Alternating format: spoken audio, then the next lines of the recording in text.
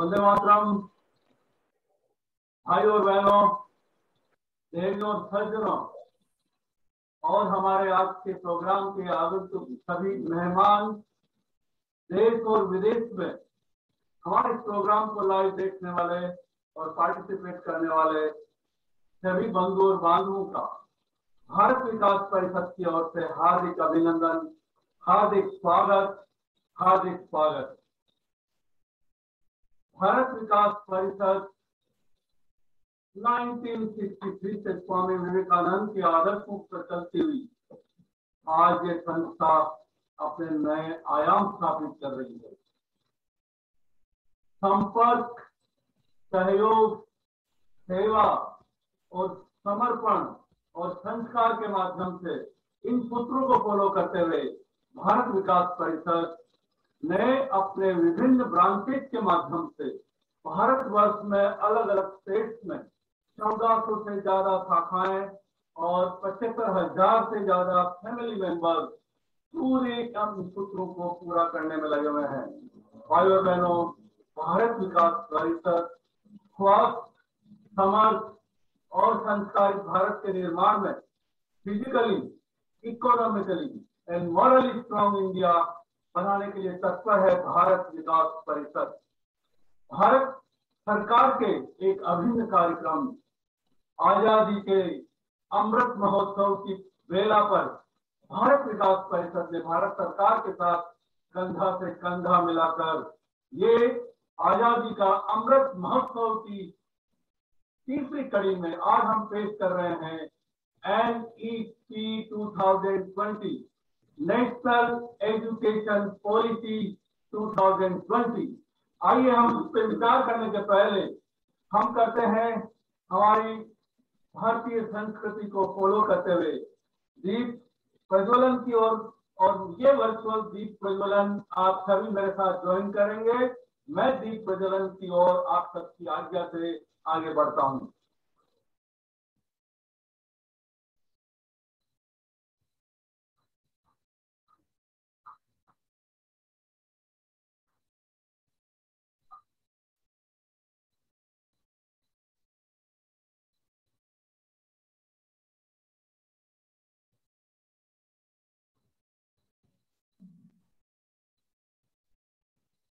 सर्वे भवन्तु सुखिनः, सर्वे सन्तु निरामया, सर्वे भद्राणि पश्यन्तु मा कश्चित् दुःखभाग् भवेत्।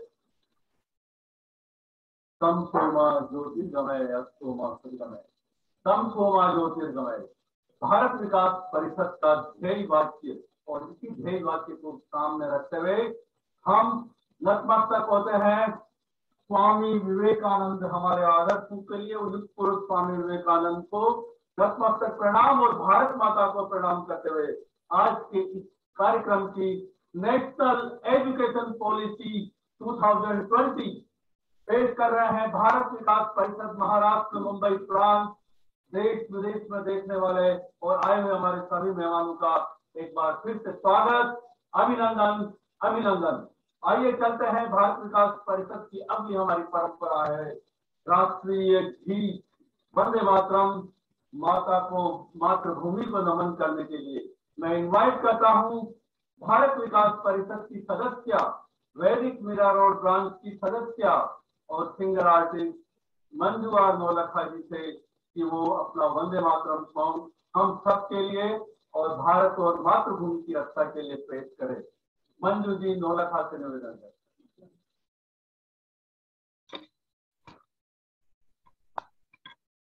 हम सब अपनी अपनी पोजीशन में जैसा कंफर्टेबल हो वैसे आप खड़े हो सकते हैं और नतमस्तक होने के लिए आप अपने दोनों हाथ मातृभूमि को समर्पण करते हुए नतमस्तक के लिए तैयार।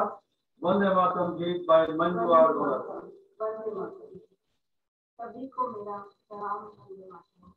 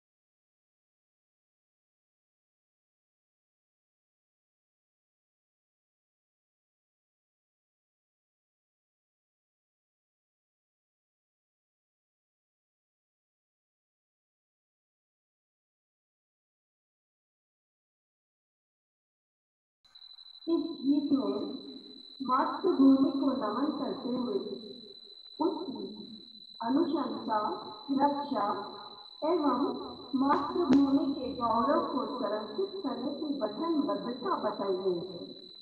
सर्वश्रेष्ठा समस्त देवियों के रूप में कवि मातृभूमि की स्तुति करते हुए कहते हैं कि जल, थल, आकाश सभी में ये माता आप ही विराजमान है।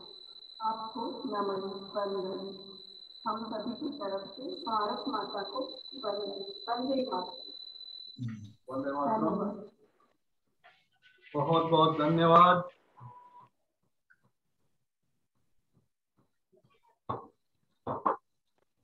श्रीमती मंजू जी नौलखा।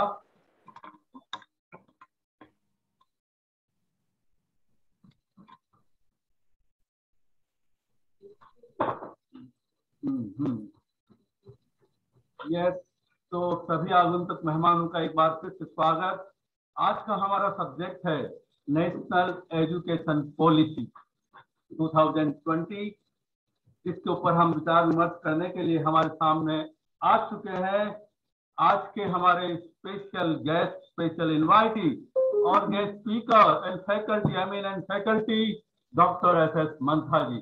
उसके पहले आपको बता दूं भाई और बहनों, भारत विकास परिषद महाराष्ट्र मुंबई प्रांत आजादी के अमृत महोत्सव को सेलिब्रेट करते हुए भारत सरकार के साथ कंधे से कंधा मिलाकर 75 एपिसोड के साथ अलग अलग देश की संस्कृति, देश की विचारधारा, एकता, अखंडता और भी अलग अलग सब्जेक्ट के ऊपर हम लेकर आएंगे 75 एपिसोड में भारत विकास परिषद महाराष्ट्र मुंबई प्रांत भारत के दर्शन को।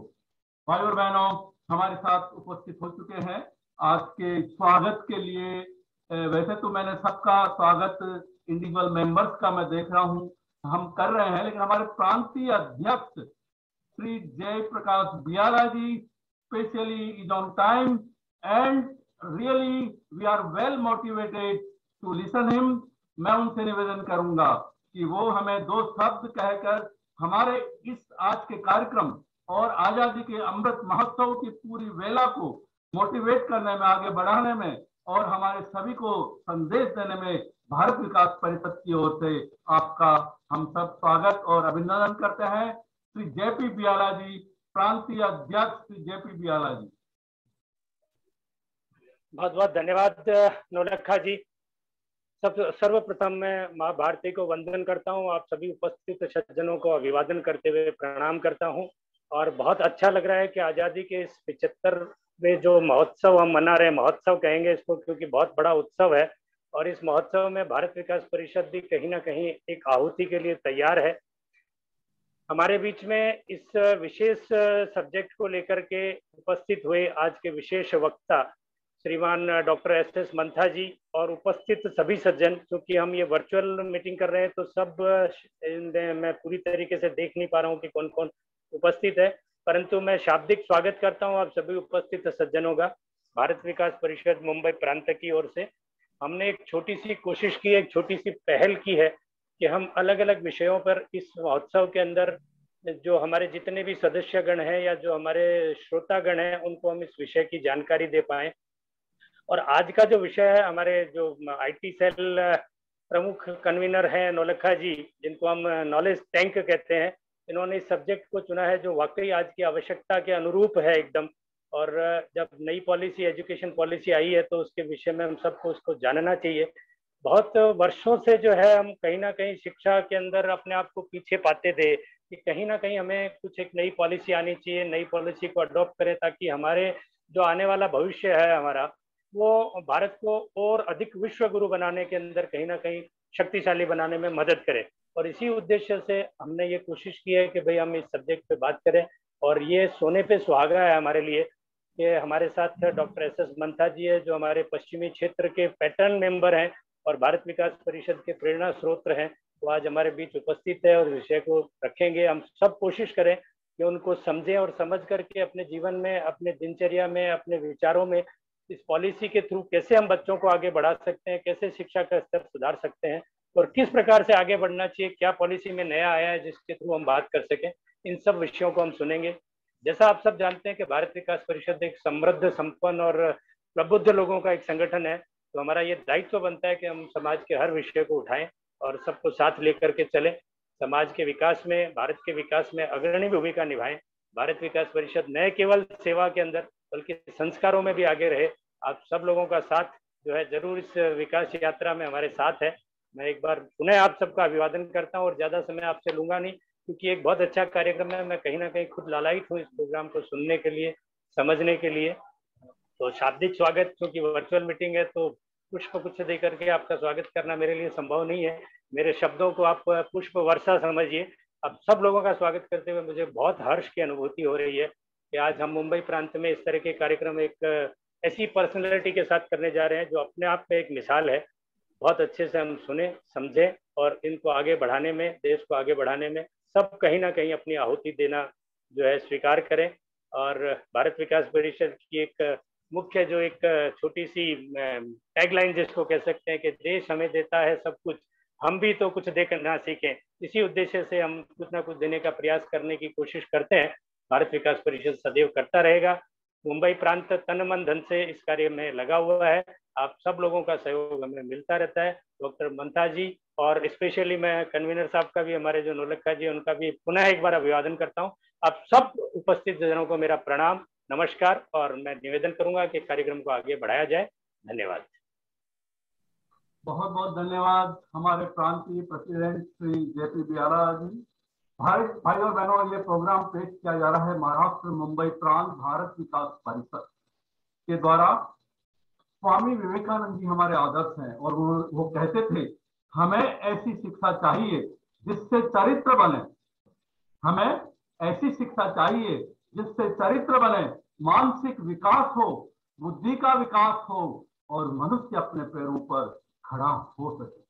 भाई और बहनों, बहुत ज्यादा न बोलते हुए मैं आज की सेशन को आगे बढ़ाने के लिए तैयार हूं और कुछ एक दो लाइन्स और अपनी तरफ से ऐड करूंगा जो हमारे एमिनेंट फैकल्टी तो बताएंगे, पर एनईपी का पूरा नाम है national education policy, has been approved by the union cabinet on 29th of July 2020.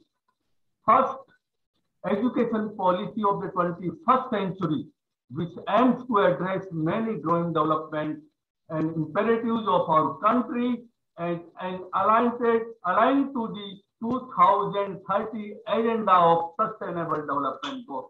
भाई और बहनों, आगे की कार्रवाई, आगे की जानकारी हम सब सुनने के लिए लायक है। हमारे आज के eminent faculty doctor S Mantha ji, who is former chairman of AICTE, All India Council for Technical Education. He has implemented several e-governance initiatives and facilitated regulations in over a period of 6 years since. He has been earlier a professor of robotics, control theory and AI at BJTI. He now occupies the emeritus chair. A national level apex advisory body is the AICTE. भाई और बहनों, अगर मैंने ये बता दिया कि आप उसके चेयरमैन रह चुके हैं तो इससे ज्यादा और कुछ एजुकेशन फील्ड में टॉप पर्सनालिटी हमारे सामने होगी या नहीं होगी, हम खुद जानते हैं। भाई और बहनों, he has more than 280 publications in the various national and international journals, besides authoring 3 books. He is the author of LVEQF, now the renowned National Skill Qualification Framework.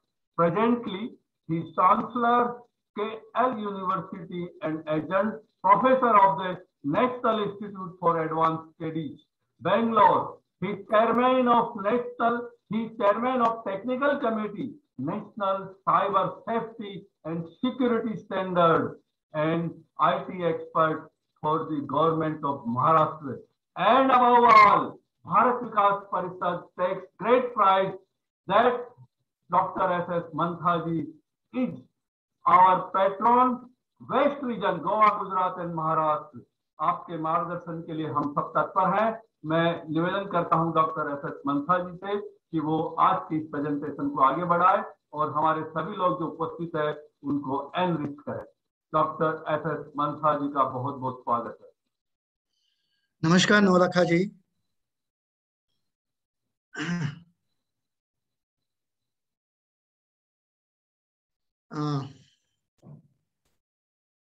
Bharat विकास परिषद के परिवार, आमंत्रित अतिथि, कई महत्वपूर्ण अतिथि, देवियों और सज्जनों, आप सभी को मेरा नमस्कार। राष्ट्रीय शिक्षा नीति, नेशनल एजुकेशन पॉलिसी जो हम कहते हैं, 34 साल के बाद प्रस्तुत किया गया है और स्वीकार भी किया गया है। उसके अंतर्गत कई नवीन प्रावधान भी है। जैसा आप सभी जानते हैं, ये कई अवसर प्रदान करता है, कई अच्छे बातें कही गई है। साथ ही साथ जहां अवसर होते हैं वहां चुनौतियां भी होते हैं। आइए हम उन अवसरों के बारे में कुछ जानकारियां हासिल करते हैं। कोई भी वक्तव्य एक तरफा नहीं होनी चाहिए। अगर वैसा होता है तो आप और हम में से एक अनावश्यक हो जाता है। इसीलिए मैं आपको नेशनल एजुकेशन पॉलिसी के जो चुनौतियां हैं, चिंताएं हैं, उनसे भी अवगत कराना चाहूंगा। आप सभी कई विशेषज्ञ के वक्तव्य सुने होंगे, उनके भाषण भी सुने होंगे। आप भी एनईपी का प्रावधान पढ़े होंगे, जो प्रोविजंस है वो पढ़े होंगे, समझे भी होंगे। मैं आपको एनईपी के कुछ अलग आयाम या डायमेंशंस बोलिए के साथ साथ उसकी पृष्ठभूमि, जो एनईपी का जो बैकग्राउंड है, उससे भी बताना चाहूंगा। साथ में एनईपी का जो इम्प्लीमेंटेशन पार्ट है, कार्यान्वयन पार्ट है, किस तरह से हो सकता है, किस तरह से कार्यान्वयन हो सकता है ताकि देश को ज्यादा से ज्यादा लाभ मिले, यह भी मैं आप सभी को बताना चाहूंगा। आपसे मैं कुछ हिंदी में और कुछ अंग्रेजी में मेरे विचार आपके सामने रखने की अनुमति चाहूंगा। और अब मैं अपने विचारों की एक प्रस्तुति दूंगा, एक प्रेजेंटेशन आपके सामने पेश करूंगा। आप आपके स्पीकर म्यूट में रखने की प्रार्थना भी करूंगा। धन्यवाद। अब I request Ashish ji to allow me to share this presentation। और मेरा प्रेजेंटेशन मैंने शेयर की है और मैं इसे अब फुल स्क्रीन, हाँ, तो मेरे ख्याल से आपको फुल स्क्रीन दिखता होगा, दिखाई देता होगा। Yes sir, yes sir. Yeah thank you sir, yes sir, thank you. So इसमें जो चैलेंजेस है, जो चुनौतियां हैं और जो अपॉर्चुनिटीज है, अवसर लाभ होती है, इन दोनों के बारे में मैं आपसे बातें करूंगा। जब भी हम शिक्षा के बारे में बात करेंगे, शिक्षा का भावना समझना चाहिए, शिक्षा की आत्मा जो है उसे हमको समझना चाहिए। मैं आपसे एक ऋग्वेद की श्लोक से आपको स्वस्तिवाचन बताना चाहता हूं। आनो भद्राः कृतवो यन्तु विश्वतो, आनो भद्राः कृतवः आयन्तु विश्वतः, अदब्धासो अपरितास उद्भविदः। जो हमारे पास चारों ओर से ऐसे कल्याणकारी विचार आते रहे, जो किसी से न दबे, उन्हें कहीं से बाधित न किया जा सके, एवं अज्ञात विषयों को प्रकट करने वाले हो, प्रगति को न रोकने वाले और सदैव रक्षा में तत्पर देवता प्रतिदिन हमारी वृद्धि के लिए तत्पर रहे। और इन शॉर्ट, ये जो स्वस्तिवाचन है उसका इंग्लिश अनुवाद होता है, let noble thoughts come to us from all sides, from all directions. जिसका ये मतलब है कि जो एनईपी नेशनल एजुकेशन पॉलिसी जो नीति के शिक्षा नीति के बारे में बात करता है, उसमें जो स्पिरिट है वो इस श्लोक में दिया हुआ है। हम सभी ये भी जानते हैं कि हमें एनईपी का एक सोच ये भी है कि वो आत्मनिर्भरता हमारी होनी चाहिए शिक्षा के जरिए। और मैं आपको बताना चाहता हूं कि आत्मनिर्भरता तब होती है, एक इस श्लोक में दर्शाया गया है, सर्वम परवशम दुखम, जो चीज परवश में होता है वो दुख का कारण होता है, और सर्वम आत्मवशम सुखम, जो हमारी कैपेसिटी में रहता है, हमारी कंट्रोल में रहता है, हमारे वश में रहता है, वो हमें सुख दे सकता है, आनंद दे सकता है। इसमें दो चीज है जो हमको जानना जरूरी है। एक अपर विद्या होती है और एक पर विद्या होता है। अपर विद्या जो हम कॉलेज में पढ़ते हैं, जो हमारे इंस्टीट्यूशंस में पढ़ते हैं, जो हमारे यूनिवर्सिटीज में पढ़ते हैं, वो अपर विद्या होता है। और इसको जोड़ने वाली जो चीज है पराविद्या, वो भी हमें जानना चाहिए। अपरे मितस्वान्याम प्रकृति विदधि में पराम जीवभूताम महाबाहो येदम धार्यते जगत। ये इसका एक बहुत ही अहम अर्थ है। पृथ्वी, जल, तेज, वायु, आकाश, ये पंच महाभूत, और ये पंच महाभूत है, इनको जोड़ने वाली चीज है मन, बुद्धि तथा अहंकार। ये आठों प्रकार के भेद अपर विद्या के ओर प्रकृति है, अपर विद्या के ओर हमें ले जाता है। लेकिन इनसे हमारा जो आदर्श बनते हैं उनके प्रति हमको ध्यान देना चाहिए, जिसके लिए हमें पराविद्या भी जरूरत होगी। इस अपरा प्रकृति से भिन्न मेरी जीवन रूपा बनी हुई मेरी परा प्रकृति को ज्ञान, जो एजुकेशन है, जो शिक्षा है, उसके साथ ज्ञान जोड़ना चाहिए, इसके द्वारा यह जगत धारण किया जाता है। ये हमारा एनईपी का एक मूल उद्देश्य है। अब let's see some preamble of NEP. This is built on foundational pillars of access.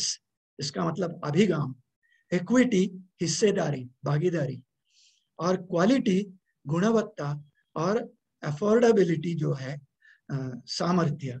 ये सारे चीज हमें हमारी एनईपी का जो फाउंडेशनल पिलर्स है उनके बारे में बताती है।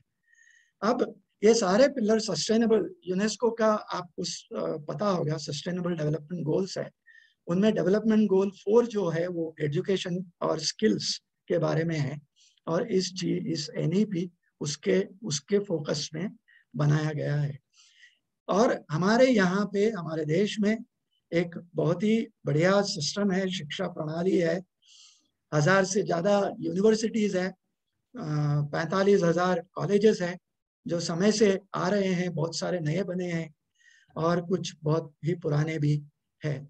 इतने सारे होते हुए हमारी जो ग्रॉस एनरोलमेंट रेशियो है दैट इज जस्ट अबाउट 25, और जिसका ग्रॉस एनरोलमेंट रेशियो का एक मतलब ये होता है कि out of 100 eligible students who can go to college, today only 25 manage to go to college, और बाकी जो 75 है वो बाहर बैठे हैं। क्यों बैठे हैं? उनके पास या तो उनका फाइनेंशियल स्टेटस सही नहीं है, वो पढ़ नहीं सकते हैं, उनको काम करना है, उनके फैमिली को सपोर्ट करना है, या फिर उनको आज जिस तरह से शिक्षा की प्रणाली चल रही है, शिक्षा दी जाती है, उनसे वो खुश नहीं है। इस वजह से वो कॉलेज जाना नहीं चाहते हैं। उनको जो चाहिए वो कॉलेज में पढ़ाया नहीं जाता है, इसलिए वो ड्रॉप आउट कर जाते हैं या ज्वाइन होते नहीं है। तो इस 25 जो GER है इसे हमें बढ़ाना चाहिए। जो हमारी नीति है, जो NEP है, वो बखूबी इसके बारे में बात करता है। अब रियलिटी चेक जो है, मतलब आज हमारे पास क्या है क्या नहीं है, इसके बारे में जानना जरूरी है before understanding what is national education policy. More than 60% population, जो आबादी है हमारी, वो 30 वर्ष के नीचे है, यंग पॉपुलेशन है। 60% पॉपुलेशन हमारी बिल्कुल यूथ है। और हमें इक्विटेबल एजुकेशन जिसमें डिस्पैरिटीज ना हो, कास्ट ना हो, क्लास ना हो, रिलीजियन ना हो, जेंडर बायस ना हो, या डिसेबिलिटी बेस्ड ना हो, न्याय संगत शिक्षा हमें उनको देनी चाहिए। ये रियलिटी चेक है, ये हम दे नहीं पाते या कहाँ तक इसका सक्सेस हमें मिला है इतने सालों में, ये देखने वाली चीज है। और लेकिन एक और हमारे सर्व शिक्षा अभियान है, राष्ट्रीय माध्यमिक शिक्षा अभियान है। आप देखेंगे गए कई वर्षों में उसका जो पूंजी है वो कम होता जा रहा है गवर्नमेंट के प्रति। ये रियलिटी चेक है। हमें इन सारे चीजों को सुधारना भी है। One important parameter that defines equity, जो सभी को जो कुछ शिक्षा मिलती है, उसमें एक इम्पोर्टेंट पैरामीटर है करिकुलम, पाठ्यक्रम। ये किस तरह से बनता है, किन लोगों को ये किस तरह से पहुंचता है, ये सारे चीजों में हमें इंटरेस्ट होनी चाहिए। एनसर्ट है, एसर्ट है, नेशनल बॉडीज है, स्टेट बॉडीज है, ये सारा जो बॉडीज है ये भविष्य में क्या होना चाहिए, भूतकाल में क्या हुआ है, ये सारा चीज ध्यान रखना चाहिए। और फाउंडेशनल लिटरेसी, एनईपी भी इसका जिक्र करता है। मूलभूत साक्षरता जो है फाउंडेशनल लिटरेसी, और संख्यात्मक साक्षरता जो है, ये दोनों चीज में अहम इंपॉर्टेंस दी गई है हमारी एनईपी में।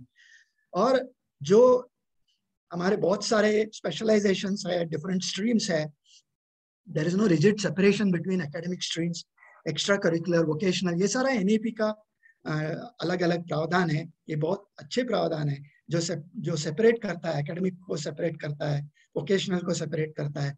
ये सेपरेशन होनी नहीं चाहिए, और एनईपी उस ओर अपना प्रावधान किया है। वोकेशनल एजुकेशन 6ठी क्लास में शुरुआत होनी है। ये अच्छा एक आइडिया है, लेकिन हमें ये भी सोचना चाहिए कि जो कुशलता जो है वो क्या 6ठी क्लास में देनी चाहिए या फिर 8वीं या 9वीं क्लास में शुरू करना चाहिए, एक डिबेट का मुद्दा हो सकता है। और हमारी एनईपी ने 6% जीडीपी एजुकेशन में करने का, मैं आपसे प्रार्थना करता हूँ आप सभी की जो स्पीकर है उसे म्यूट में रखे। जो 6% जीडीपी जो एजुकेशन में प्रोविजन किया है, ये अच्छी बात है, लेकिन हमें रियलिटी चेक करनी है। तो हम पिछले कुछ वर्षों में देखेंगे तो वो 6% तो था, गए साल में भी था, उसके पहले भी था। तो लेकिन जो असल में जब इम्प्लीमेंटेशन होता है तो इसका घट के 3-4% तक रह जाता है। अब स्कूल्स में रिफॉर्म्स की बात हुई है। हमारे जो एनईपी में एनईपी कहता है कि नए स्कूल्स बनाना चाहिए और कुछ पुराने स्कूल्स को नए स्कूल्स के साथ मर्ज करना चाहिए, जोड़ना चाहिए। ये अच्छी बात है, लेकिन इसे किस तरह से इम्प्लीमेंट करना चाहिए उसके बारे में सोचना चाहिए। हमारे पहले एक 10+2+3, आज जो चल रहा है वो 10+2+3 सिस्टम है, जो 3 है, +2+3 जो है वो ग्रेजुएशन मिलता है। उसे बदलकर अभी एनईपी में 3+2+3+4 किया गया है। वो जो पहले का जो 3+2 है, जो पहले का 3+2 जो है वो, उसमें आंगनवाड़ी के जो 3 साल है, जो बच्चे का पहला 3 साल है, उससे जोड़ दिया गया है। और जो 12 years of schooling has replaced the current 10+2+3 system। इसका एक ऐसा कहना है कि जो स्कूल बैग का जो बोझ है वो कम कर लर्निंग की ओर से ले जाए। लेकिन इसमें एक बात ऐसा है कि आंगनवाड़ी वर्कर्स जो करीबन 14 लाख लोग हैं आज, जो आंगनवाड़ी कर्मी जो है, उन्हें रेगुलराइज करने में दिक्कतें आ सकती है और उसे हमें उसको भी हमें ध्यान में रखना चाहिए। जो प्री स्कूल को गवर्नमेंट स्कूल के साथ जोड़ना है उसमें भी कुछ लॉजिस्टिक्स के तरफ से चैलेंजेस या चुनौती हो सकती है। और फ्री कंट्रोल सजेशन जो प्राइवेट स्कूल्स में है उसका कानूनी तौर पे कुछ चुनौतियां हो सकता है। लेकिन जो शिफ्ट एनईपी कहता है व्हाट टू थिंक से लेकर हाउ टू थिंक में जो ट्रांसफॉर्मेशन होनी चाहिए वो मेरे ख्याल से बहुत ही बढ़िया चीज है। जो ट्रेडिशनल लर्निंग हम करते हैं, परंपरागत सीख जो हम करते हैं, दैट मस्ट ट्रांसफॉर्म टू स्मृति आधारित, मतलब जो मेमोरी बेस्ड स्किल्स से लेकर दूर जाकर हमें थिंकिंग स्किल्स की ओर जाना चाहिए। और एक्सपीरियंशियल लर्निंग जो आज हम हर वक्त इसका जिक्र करते हैं हम लोग, जो भी डिस्कशन होता है, जो भी हम बात करते हैं लोगों से, बुद्धिजीवी से, सो एक्सपीरियंशियल लर्निंग एक अनुभवात्मक सीख जो है इसकी बहुत की प्रावधान या इसकी डेफिनेशंस एनईपी में आप देख सकते हैं। और इसका बहुत महत्व है क्योंकि जो इंडस्ट्री के साथ जुड़ता है, बच्चे का जो अपना जो सीख है उसको इंडस्ट्री के साथ जोड़ने में ये जो अनुभवात्मक सीख जो है वो एक्सट्रीमली इम्पोर्टेंट है। और हमारे यहाँ प्राइमरी स्कूल से बहुत सारे जिनमें सेकेंडरी सेक्शन नहीं है, सो इसके वजह से कुछ बच्चियां क्या करते हैं, वो प्राइमरी स्कूल होने के बाद अब 3-4 किलोमीटर उनको ट्रैवल कर सेकेंडरी स्कूल में एडमिशन लेना पड़ता है और वो कर नहीं पाते हैं, इसलिए वो ड्रॉप आउट कर जाते हैं। मेरे ख्याल से एनईपी के जरिए सारे प्राइमरी स्कूल्स को सेकेंडरी कक्षा भी उसमें खोलनी चाहिए। अब एक हम स्कूल एजुकेशन देखे हैं, अब हम हायर एजुकेशन की ओर जाते हैं। जीईआर जो है एनईपी में कहा गया है कि 50% 2035 तक 50% हमको करना चाहिए। ये बहुत ही अच्छी बात है। जीईआर ग्रॉस एनरोलमेंट यदि 100 एलिजिबल स्टूडेंट्स है, अगर उसमें से 50 लोगों को हायर एजुकेशन मिलता है, इससे अच्छी बात क्या हो सकती है। लेकिन आप यूएसए के साथ या यूके के साथ कंपेयर करेंगे, उनके ऑलरेडी 75-80% है। सो इसमें हमें बहुत काम करना अभी बाकी है। ये जो 50% वाला चीज कैसे हो सकता है, इसका इसका इम्प्लीमेंटेशन किस तरह से हो सकता है, वो हम बाद में विस्तार से देखते हैं। अब एनईपी में ये भी कहा गया कि इस दौरान हम 3.5 करोड़ सीट हमारी हायर एजुकेशन में ऐड करेंगे। बहुत बहुत बढ़िया है। हायर एजुकेशन करिकुलम पे है फ्लेक्सिबिलिटी, जो लचीलापन हमें चाहिए वो ऑलरेडी इम्प्लीमेंट हो चुका है। कुछ राज्य सरकार अपनी नीति ऑलरेडी तय की है और उससे इम्प्लीमेंटेशन भी कर रहे हैं। Multiple entry multiple exit will be allowed with appropriate certification.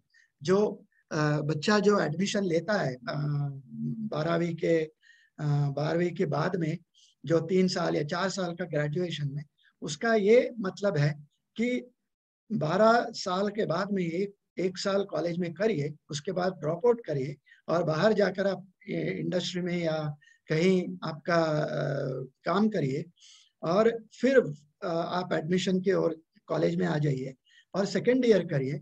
और आपके अनुसार, आपके समय के अनुसार, आपके इंटरेस्ट के अनुसार आप मल्टीपल एंट्री करिए, एग्जिट करिए और क्रेडिट्स जो है आप जितना भी पढ़ते हैं, आपका 1 hour in a classroom is 1 credit. So उस हिसाब से आप क्रेडिट्स जो एक्यूमुलेट करेंगे, आप जितने समय पढ़ेंगे उतने क्रेडिट्स आप एक्यूमुलेट करेंगे और जैसा आप पैसा बचाते हैं बैंक में, उसी तरह आप इन एकेडमिक क्रेडिट्स को आप बचाएंगे। तो ये जो एकेडमिक बैंक ऑफ क्रेडिट्स है, ये क्रेडिट ट्रांसफर को फैसिलिटेट करता है। इसके बारे में मैं कुछ आगे जाकर आपसे फिर बात करूंगा और हमें ये बात भी ध्यान में रखनी चाहिए। इनके अलावा बहुत सारे प्रावधान हैं जो रिसर्च के लिए रिसर्च फाउंडेशन बनाया जा रहा है और जो रेगुलेशन है जो हमारे यूजीसी के है, एआईसीटी के रेगुलेशंस है, इन रेगुलेशंस सारे इंस्टीट्यूशंस को कुछ हद तक सीमित करता है। तो उस वजह से उनका एनईपी में ये भी प्रावधान है कि इन दोनों को मर्ज करे और एक body national higher education regulatory council बनाए। लेकिन इस चीज में हमें ये भी ध्यान रखना चाहिए कि जो टेक्निकल एजुकेशन है उसके बहुत सारे पहलू है, बहुत सारे परिभाषाएं हैं, और उस चीज टेक्निकल एजुकेशन को अपना अस्तित्व रखने के लिए उसका national higher education regulatory council के अंदर बाकी शिक्षा प्रणाली के साथ जोड़कर देखेंगे या तो इसका महत्व कम हो जाना नहीं चाहिए। इसके लिए जो इम्पोर्टेंस चाहिए वो रहनी चाहिए। और मेरे ख्याल से वो सारा इम्प्लीमेंटेशन जो national higher education regulatory council जब बनेगा उसका जो डिटेलिंग होगी उसमें शायद ये सारी बात कही जाएगी। एफिलिएशन सिस्टम 15 साल के बाद में निकाल देंगे, ग्रेडेड ऑटोनॉमी करेंगे, ये सारे प्रावधान है, बहुत अच्छे हैं, लेकिन हमें इन सारे बातों को कहीं ना कहीं विस्तार में समझना चाहिए। अब स्टूडेंट जो है, छात्रा जो है, छात्र के जो गुण है वो कैसे होनी चाहिए, ये हमारी डॉक्यूमेंट ऑलरेडी मेरे मेल हो गया ना कल उनको पर्सनल गूगल ड्राइव पे एक्सपर्ट के, नहीं हमारे फल्ले सर के सर से एक्सपर्ट को share, that is the story. मैं क्या बोल रहा हूँ, hello, Yamini story is that कि मेरा पूरा डॉक्यूमेंट। मैं आपसे रिक्वेस्ट करता हूँ आप स्पीकर म्यूट में रखिए, धन्यवाद। सो ये जो करिकुलम ऑफ पेडागोजी जो है उसको बदलना चाहते हैं, जो पाठ्यक्रम है और जो उसको डिलीवरी करने का जो तरीका है, जो पद्धति है, इन्हें बदलना चाहते हैं और 21st सेंचुरी स्किल्स बच्चों को देनी चाहिए। ये इसका एक अच्छा प्रावधान है। अब किस तरह का गुण चाहते हैं स्टूडेंट्स में? कॉग्निटिव फ्लेक्सिबिलिटी, जो अलग अलग जगह में जाकर अपना हुनर दिखा सके, अपना जॉब कर सके, इस तरह का जो कॉग्निटिव फ्लेक्सिबिलिटी, अगर अलग अलग सिचुएशंस को समझ सके, संज्ञानात्मक लचीलापन होनी चाहिए, क्रिटिकल थिंकिंग, रचनात्मकता होनी चाहिए, क्रिएटिविटी होनी चाहिए, विश्लेषणात्मक सोच होनी चाहिए, साइंटिफिक टेम्पर मतलब वैज्ञानिक स्वभाव होनी चाहिए, संचार कौशल होनी चाहिए, सहयोग होनी चाहिए, भाषीयता होनी चाहिए, समस्या को सुलझाने वाली जो एक हुनर है वो आनी चाहिए, आचार विचार एथिक्स होनी चाहिए, सोशल रिस्पॉन्सिबिलिटी सामाजिक जिम्मेदारी होनी चाहिए, और जो डिजिटल एजुकेशन आज बहुत महत्व रखता है उसकी सीख होनी चाहिए। अब पेडागोजी और एंड्रोगोजी जो हम बात करते हैं, इसके बारे में मैं एक बात आपको समझाना चाहता हूँ जो हम लोग बहुत सालों से जानते हैं लेकिन हम यूज करते नहीं हैं। बहुत हमारी जो कॉलेजेस में, स्कूल्स में इन चीजों पे भी ध्यान देनी चाहिए। पेडागोजी जो बच्चों को पढ़ाने का जो जो जो प्रोसीजर है, जो मेथड है, और एंड्रोगोजी जो बड़ों को पढ़ाने का जो विधि है, इन सारे चीज एक समय में हम कॉलेजेस में, हमारे विश्वविद्यालयों में हम यूज करते थे, लेकिन आज कहीं ना कहीं उन्हें हम खो दिए हैं।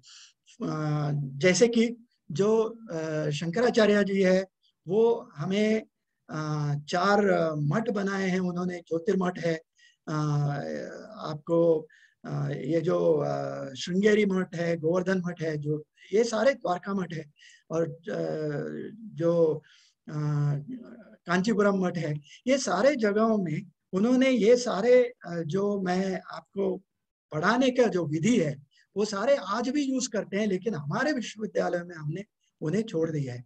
जैसे कि श्रवण विधि है, listening, attentive listening to what the guru says. मनन विधि है, फिर उसको मेडिटेट करो, उसको सोचो क्या हुआ है, क्या है ये चीज। फिर निधिध्यास विधि है, रीचिंग कंक्लूजन्स, हम जो पढ़ा है उससे एक तर्क कैसे निकलेगा। प्रश्नोत्तर विधि है, क्वेश्चन आंसर, क्वेश्चन करो, फिर गुरु आंसर देगा, उसके ऊपर से आप सीखो। फिर तर्क विधि है, और the method of reasoning for removing the doubts of the students, logic है, उसको कैसे पढ़ाया जाए।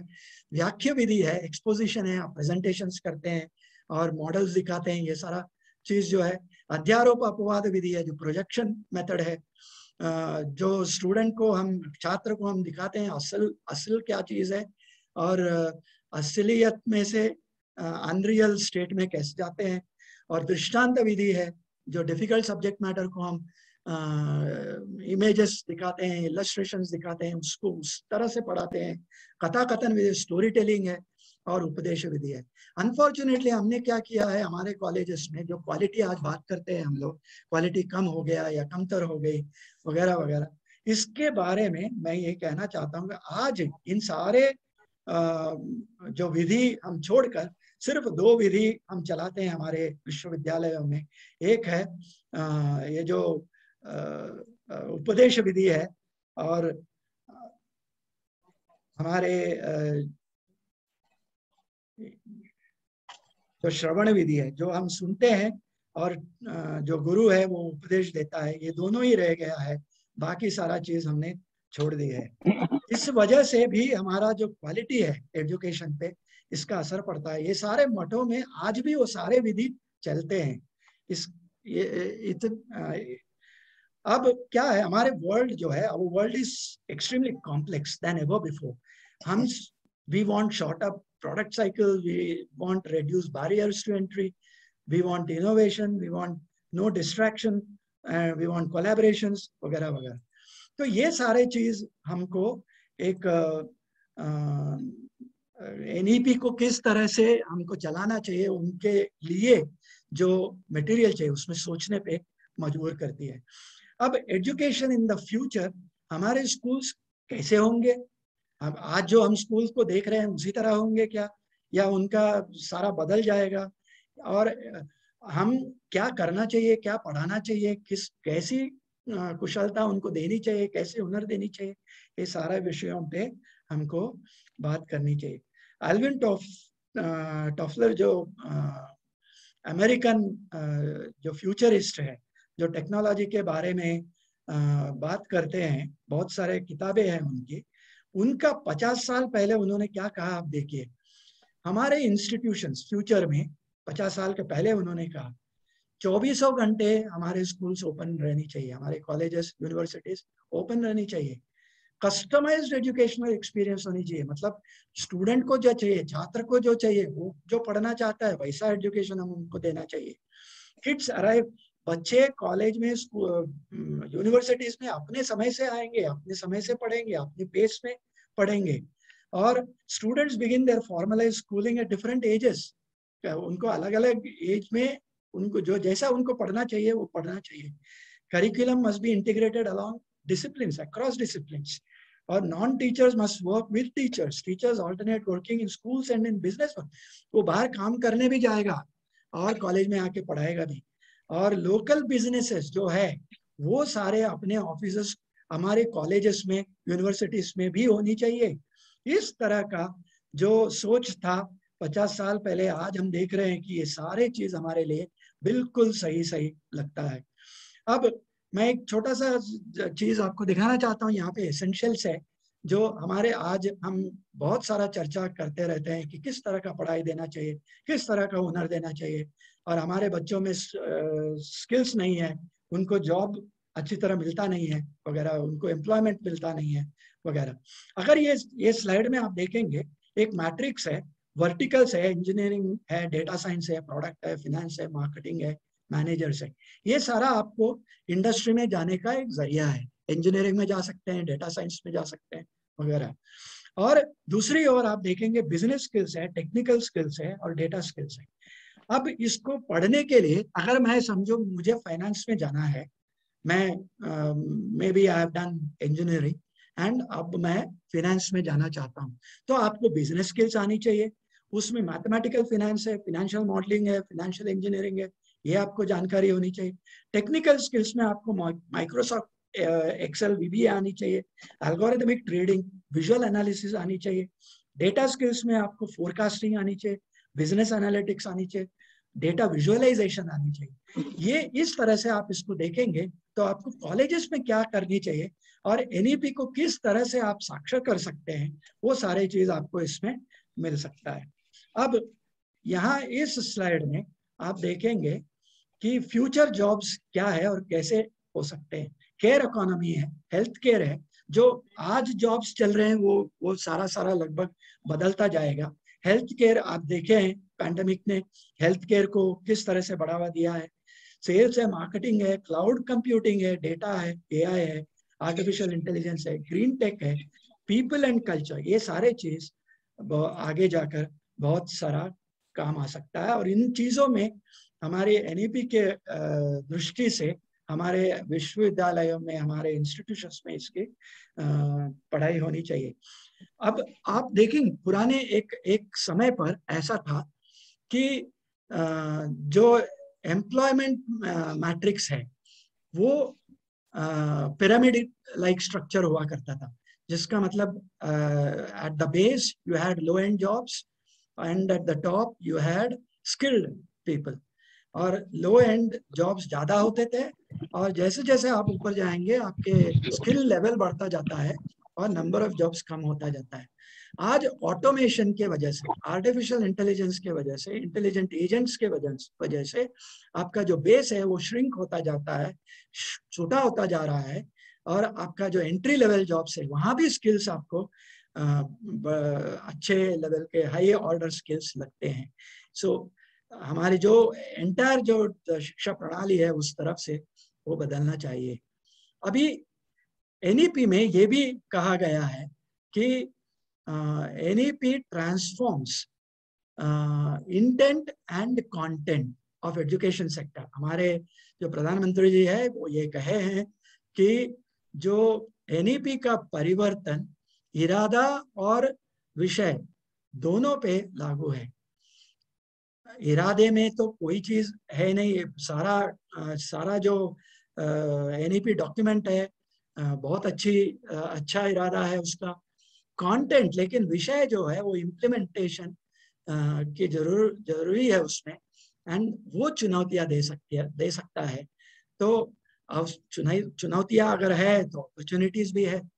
तो इसमें हम एक सीख इंडस्ट्रीज से ले सकते हैं। उन्होंने 19th सेंचुरी से 20th सेंचुरी में और 21st सेंचुरी में उन्होंने मास प्रोडक्शन से स्पेशलाइज प्रोडक्शन में टेक्नोलॉजी के जरिए जिस तरह से उन्होंने जो एक ट्रांजिशन की है, उन चीजों को हम ध्यान में रखकर हमारा पाठ्यक्रम बना सकते हैं, हमारे करिकुलम बना सकते हैं।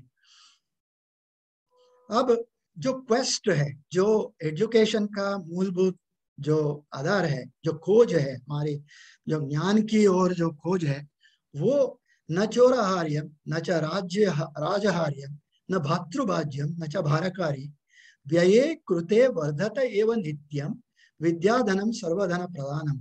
इसका ये मतलब होता है न चोराहार्यम, जो आपके पास ज्ञान है, नॉलेज है, एजुकेशन है, ये कोई चोर ले नहीं जा सकता है। न चोराहार्यम न च राजहार्यम, राजा भी उसे नहीं ले जा सकता है।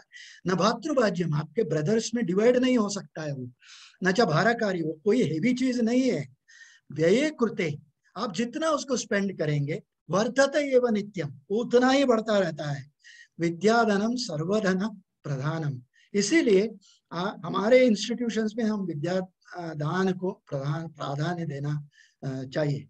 सो जो शिक्षा है उसका एक ज्ञान है, ज्ञान दो अनुभूति हम कर सकते हैं। एक डिडक्टिव है, वयोजक है, और एक एक्सपीरियंशियल है, एक अनुभवात्मक है। ये दोनों ज्ञान हमें बच्चों को देनी चाहिए। जो हमारे एनईपी में एक जो 450 पेज का जो डॉक्यूमेंट है उसमें सारा ये बताया गया है। अब डिडक्टिव नॉलेज जो है, जो वयोजक ज्ञान जो है, वो हम डिस्क्रिमिनेशन के थ्रू समझते हैं, भेदभाव करके, डिस्क्रिमिनेट करके हम समझते हैं। लोगों में डिस्क्रिमिनेशन का बात नहीं कर रहा हूं मैं, चीजों को समझना, उनको परखना, उनमें अंतर समझना, ये सारा वयोजक ज्ञान होता है। और अनुभवात्मक ज्ञान जो होता है, एक्सपीरियंशियल नॉलेज जो होता है, वो काम करते वक्त आपका काम से आप सीखते हैं। अब कंसर्न्स जो है, चिंताएं जो है, बहुत सारे चिंताएं हैं। कॉस्ट है, वर्कफोर्स को किस तरह से डेवलप करना है, कॉम्पिटेंसी बेस्ड जो स्किल्स किस तरह के देना है, किस तरह का देना है, एक्रेडिटेशन है, असेसमेंट है, क्वालिटी एश्योरेंस है, स्किल्स है, लीडरशिप है, ये सारा, और ऑनलाइन एजुकेशन है। आज कल आप देख 1-1.5 साल से हम देख रहे हैं कि बहुत सारे चुनौतियां ऑनलाइन एजुकेशन में हमारे हैं। ये सारे चीजों को हम ध्यान में रखकर इसका इम्प्लीमेंटेशन करना चाहिए। अब टेक्नोलॉजी को हमको तो यूज करना ही चाहिए, करना पड़ेगा। अगर यदि NEP सक्सेसफुल होना चाहिए, अगर होगी तो टेक्नोलॉजी का उसमें बहुत बड़ा एक हाथ होगा। New teaching learning models must evolve. So how does the NEP help? So जो हम समझते हैं कि सेंट्रलाइज्ड बाय फंक्शन है और कोर्सेज को डिसेंट्रलाइज करना चाहिए, स्टूडेंट्स के प्रति ज्यादा ध्यान देना चाहिए, ये सारा चीज हमको ध्यान रखना चाहिए। बिजनेस प्रोसेस री इंजीनियरिंग मॉडल हमको यूज करनी चाहिए अगर NEP को सार्थक बनाना है तो। और मल्टीपल फोकस्ड डिसिप्लिन्स को हमको शुरू करना चाहिए। बहुत सारे विश्वविद्यालय कर भी रहे हैं, आज कॉलेजेस भी कर रहे हैं, लेकिन ये और विस्तार में करना जरूरी है। अब ये जो स्लाइड है इसमें मैं ज्यादा डीप में नहीं जाना चाहता हूँ, इसका एक स्लाइड भी आधा घंटा ले सकता है। ये जो फ्यूचर ऑफ वर्क है इसमें बहुत सारे अंडरलाइंग ड्राइवर्स है, इकोनॉमिक स्ट्रक्चर है, लेबर डिस्प्लेसमेंट है और इमर्जिंग लैंडस्केप है, आगे भविष्य काल में आने वाला क्या चीज है उसको दर्शाता है। और दूसरी ओर कनेक्टिविटी है, मशीन कैपेबिलिटीज है, डेमोग्राफिक्स है और सोशल कनेक्ट है। ये सारे चीजों को मिला के हमारा एजुकेशन का जो इम्प्लीमेंटेशन स्ट्रेटेजी है वो उस तरह से बनना चाहिए। और जो वोकेशनल एजुकेशन है और स्किल्स है, जो NEP भी बताता है कि ये दोनों साथ में आना चाहिए। और इसमें जो वर्क जो मूवमेंट है, जो एजुकेशन, अलग अलग एजुकेशन का जो पाथवेज है वो सारा उपलब्ध होनी चाहिए। फॉर्मल से इनफॉर्मल, इनफॉर्मल से फॉर्मल, प्राइमरी से सेकेंडरी, सेकेंडरी से टर्शरी, ये सारा चीज बिल्कुल एक सामान्य तरीके से होना चाहिए। उस और वो चीज आपको जॉब मार्केट में जो स्किल्स चाहिए, जो हुनर चाहिए, वो सारा आपको दे सकता है। अब ऑटोनॉमी, जो जिसके बारे में NEP में बहुत कुछ कहा गया है, NEP में ऑटोनॉमी का बहुत सा विस्तार में कहा गया है और बहुत सारे इंस्टीट्यूशंस को ऑटोनॉमस बनाने की भी बात कही गई है। तो हमारा एक प्रश्न है कि ऑटोनॉमी अच्छा है, और अगर अच्छा है तो इसको किस तरह से हम लोग लागू कर सकते हैं। तो स्वायत्तता जो है उसको स्वायत्तता का अर्हता भी हमको ढूंढनी है। हर किसी को आप स्वायत्तता दे देंगे तो शायद वो उसको मिसयूज भी कर सकता है। तो आज इंस्टीट्यूशंस है वो मल्टीपल रेगुलेशंस में काम करते हैं, मल्टीपल नियम है उनके, कायदा है, कानून है। सो इन सारे चीजों को ऑटोनॉमी शायद एक सॉल्यूशन हो सकता है। अब एक ये भी बात है कि जो टेक्निकल एजुकेशन है इसके अलग अलग पहलू है, अलग परिभाषा है, इस चीज को ध्यान में रखते हुए इम्प्लीमेंटेशन होनी चाहिए। हमारे पास, जैसा मैंने पहले कहा, 45,000 कॉलेजेस हैं। क्या हम सारे कॉलेजेस को ऑटोनॉमस बना सकते हैं? उन्होंने कहा कि 2030 तक सारे कॉलेजेस ऑटोनॉमस हो जाएंगे, होना चाहिए। ये अच्छी बात है, लेकिन जो कॉलेज ऑटोनॉमस होता है उसका शिक्षा प्रणाली खुद तय करता है, कुछ उसका एग्जामिनेशन सिस्टम है वो खुद करता है, और इन सारे चीजों के लिए एक जो फेथ चाहिए, एक जो ट्रस्ट चाहिए सिस्टम के अंदर, वो क्या हो पाएगा, इन सारे चीजों पे हमें ध्यान देनी चाहिए। और जो क्वालिटी अश्योरेंस है, गुणवत्ता आश्वासन जो हम देना चाहते हैं, मतलब आज आप देखते होंगे बहुत सारे अपने प्रोस्पेक्टस में लिखते हैं कि हमारे कॉलेज में ये है, वो है, हम ये करते हैं, वो करते हैं, लेकिन जब आप कॉलेज में जाकर आप ढूंढते हैं तो ये सारे चीज आपको दिखता नहीं है।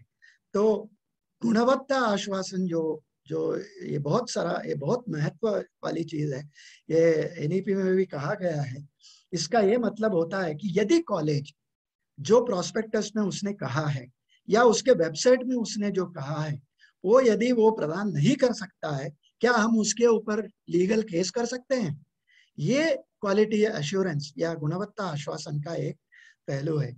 और इन सारे ऑटोनोमस तब सक्सेसफुल होगा यदि जो लीडर है वो बिल्कुल सक्षम है, वरना ऑटोनोमस चीज जो है, ऑटोनॉमी जो है वो नुकसान भी कर सकता है। अब हमारे जो ऑनलाइन एजुकेशन है या फिर रेगुलर एजुकेशन है, इसमें मूक्स जो है, मैसिवली ओपन कोर्सेज जो है, इन सारे चीजों को यूज करना चाहिए, लेकिन एक मॉडल गवर्नमेंट को इसमें इम्प्लीमेंट करनी चाहिए। ऐसा नहीं है कि हर एक यूनिवर्सिटी अपना ERP में इन्वेस्ट करे, अपना डिजिटल इंफ्रास्ट्रक्चर में इन्वेस्ट करे, LMS में इन्वेस्ट करे, एग्जामिनेशन सिस्टम में इन्वेस्ट करे। क्या ये हो पाएगा कि 45,000 कॉलेजेस और जो 950 यूनिवर्सिटीज है, ये सारे डिजिटल इंफ्रास्ट्रक्चर में इन्वेस्ट करके सारे लोग एक ही चीज करते रहेंगे?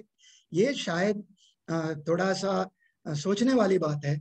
इसीलिए यहाँ पे इस स्लाइड में एक ऐसा मुद्दा उठाया गया है कि सारे यूनिवर्सिटीज को हम कोलैबोरेशन मोड में नेटवर्क कराएंगे और जो उनका संपर्क रेगुलेटर और प्रोफेशनल बॉडीज से होगा, और एक एप्लीकेशन होगा जो टेक्नोलॉजी बेस्ड एप्लीकेशन होगा जो सारा मुद्दों को अपने अंतर्गत रखता होगा। मतलब ERP, LMS, exams, digital records, आप जो कहिए, जो यूनिवर्सिटी चलाने के लिए आपको जो लगता है वो सारा चीज एक प्रोडक्ट के अंदर आ जाता है, और उस प्रोडक्ट को मल्टी टेनेंट आर्किटेक्चर के अंदर उसको चलाकर हर इंस्टीट्यूशन को आप यदि उपलब्ध कराते हैं तो आपको कॉलेजेस को सिर्फ बैंडविड्थ में इन्वेस्ट करने की जरूरत है, ना कि वो सारे डिजिटल इंफ्रास्ट्रक्चर वो बनाते रहे। तो इस जो MOOCs as an aggregator in the value network is very very important.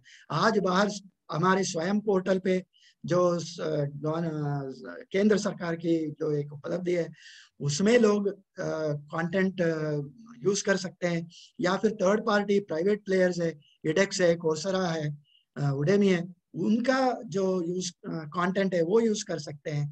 लेकिन हर कॉलेज सब्सक्राइब करना ये शायद नामुमकिन है, क्योंकि the amount of expenditure that you will have is absolutely massive.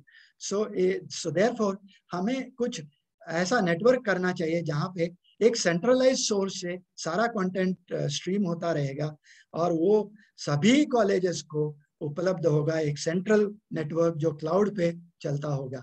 ये सारा टेक्नोलॉजी का मामला है और इम्प्लीमेंटेशन का एक मामला है। अब मैं आपको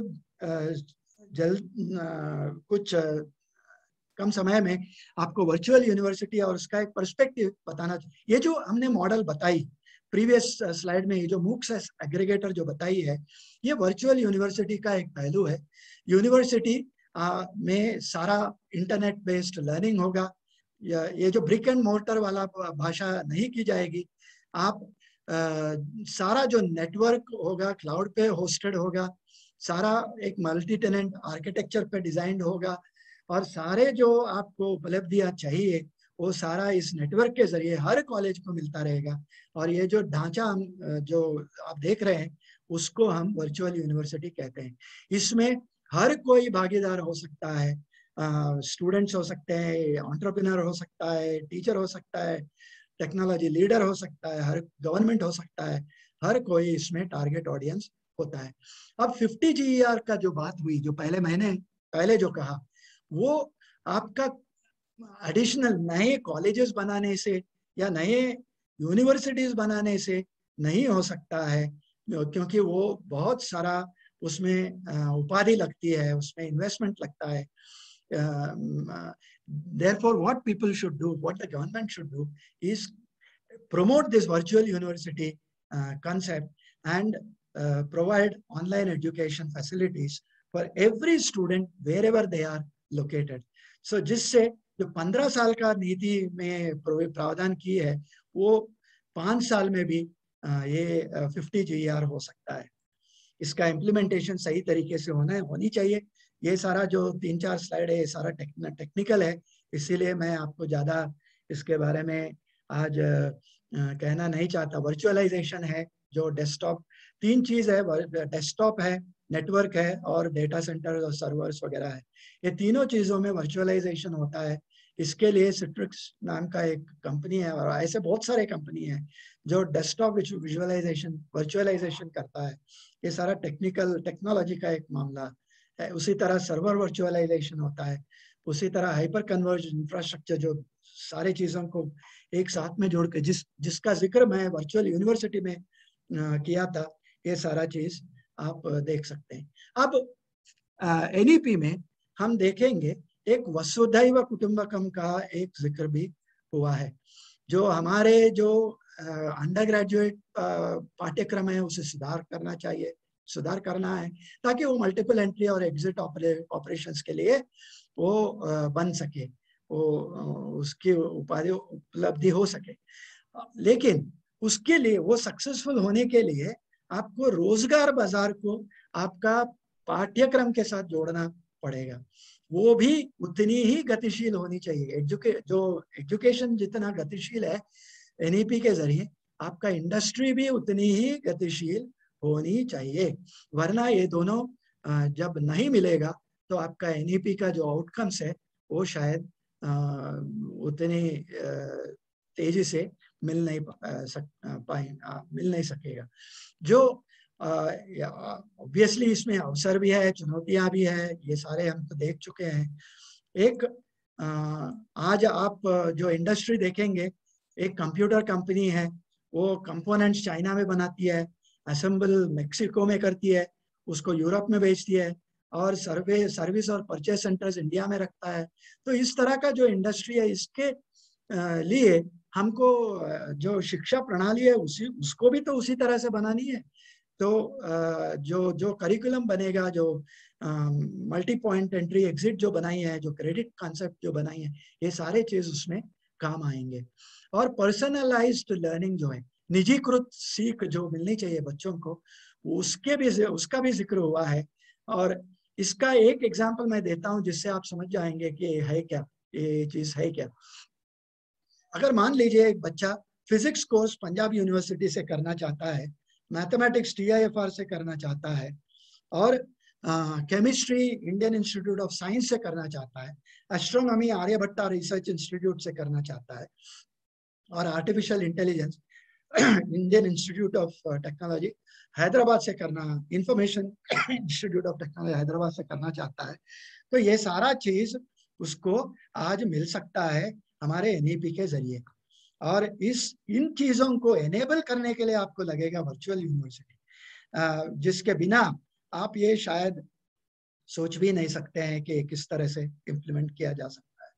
तो इम्प्लीमेंटेशन में आपको एक अहम मुद्दा ये हो सकता है कि हम किस तरह से और कितने जल्दी से जो वर्चुअल यूनिवर्सिटी हम बना सकते हैं। ये कहीं भी हो सकता है, उसके जो सेंटर्स हैं, जो लोगों को फैसिलिटेट करने वाले जो फैसिलिटेशन सेंटर्स होते हैं, वो फैसिलिटेशन सेंटर्स हर डिस्ट्रिक्ट में आप क्रिएट कर सकते हैं। तो ये जो बड़ा अच्छा सा प्रोविजन है, प्रावधान है, इसको हम यूज कर सकते हैं। इसके आगे इंडस्ट्री के बहुत सारे चैलेंजेस हैं जो इंडस्ट्री 4.0 के तहत हम जानते हैं। और इसमें एक मुद्दा ये है, एक तरफ ऑटोमेशन है जिसको हम इंटरनेट ऑफ थिंग्स वगैरह, कम्युनिकेशन वगैरह जो कहते हैं, और दूसरी ओर आपका जो पब्लिक इंटरफेस है, जो प्रोडक्ट इनोवेशन है, प्रोसेस इनोवेशन है, डिजिटल नेटवर्किंग है, ये है। इन दोनों को जोड़ने वाला बीच में जो है वो लेबर 4.0 है। हम लोगों को ये समझना चाहिए कि ये लोग लेबर 4.0 को, जो उनको इस इंडस्ट्री के मुताबिक यदि उनको स्किल्स मिलते नहीं है, तो फिर हमारा जो डिजिटाइज्ड इकोनॉमी है वो आगे चल नहीं पाएगा। खुद को सक्षम इतना बनाना पड़ेगा ताकि लेबर 4.0 आपका रियलाइज हो। और लेबर 4.0 को जो हुनर चाहिए वो हमारे कॉलेजेस में होगी, हमारे विश्वविद्यालय में होगी। और इसीलिए वहाँ का जो पाठ्यक्रम है, जो शिक्षा नीति है, प्रणाली है, वो सारा NEP के तहत हमको करनी होगी।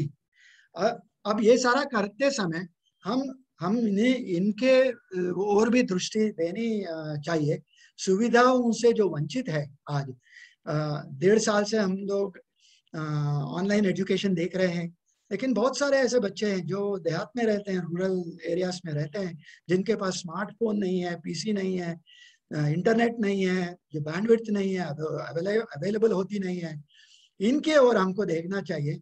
और इस चीज में मैं ये बताना चाहता हूँ कि गवर्नमेंट का रोल बहुत अहम है।